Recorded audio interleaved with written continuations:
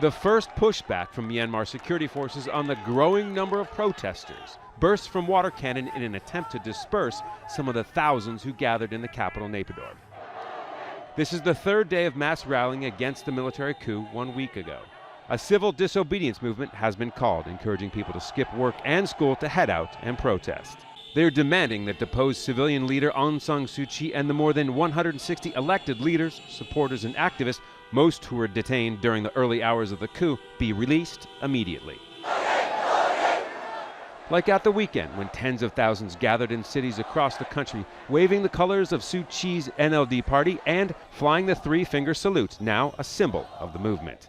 The protests and calls for civil disobedience have become more organized in the days since last week's overthrow. With momentum building, labor unions, civil servants, teachers, Buddhist monks, and students have all taken to the streets. We are an engineers union.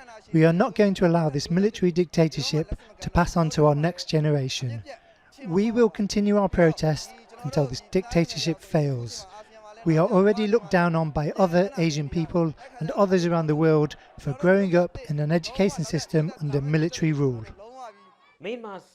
Australian Sean Turnell is one of those recently detained by officials. He was serving as an advisor to Aung San Suu Kyi. We have called for the immediate release of Australian citizen Professor Sean Turnell from detention in Myanmar.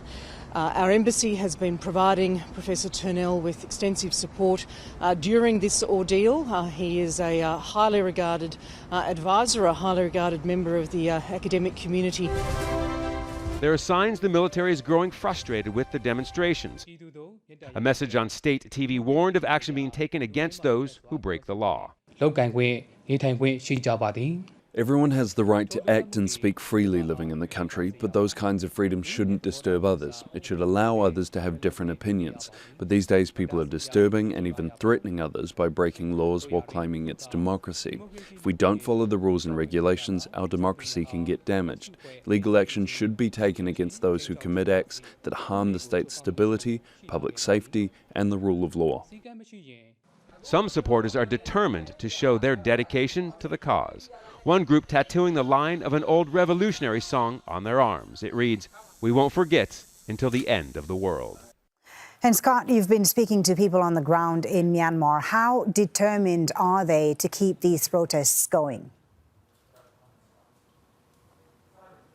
Exceptionally determined. Now, this is something that's very interesting when you look, it's only been a week and just kind of what has unfolded within those 7 days. You had kind of different groups come out and stage strikes, civil disobedience movements, and it has just swelled almost every day, definitely every day. And it's interesting to see how different the people are from different walks of life. Students, labor unions, monks, Buddhist monks coming out. So to see them all come together, all these different people from different walks of life within Myanmar, this has really kind of brought them together and then moving forward with a common cause. So they are very determined as they move forward. Now, something that's interesting is that we're hearing now, possibly for the first time later tonight, we hear from the head of the military who staged this coup.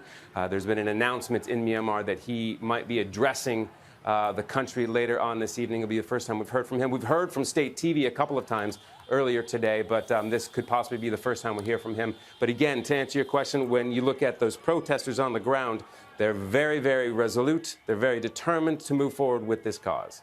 Thank you very much for that. Scott Heidler, live for us there in Bangkok.